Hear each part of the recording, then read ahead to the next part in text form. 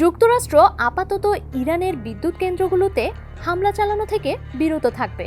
ট্রাম্পের এমন বক্তব্যের পর বিশ্ববাজারে তেলের দাম নাটকীয়ভাবে কমতে শুরু করেছে।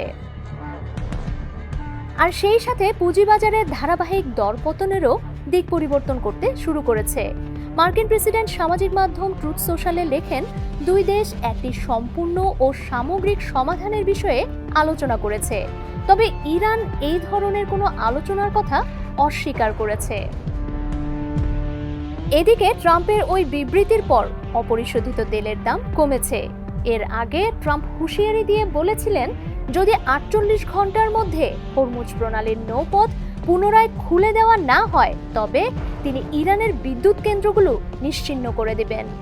জবাবে ইরানও বলেছিল তারা পারস্য গালফ অঞ্চলের মার্কিন সংশ্লিষ্টতা রয়েছে এমন গুরুত্বপূর্ণ স্থাপনাগুলোকে লক্ষ্যবস্তু করে হামলা চালাবে।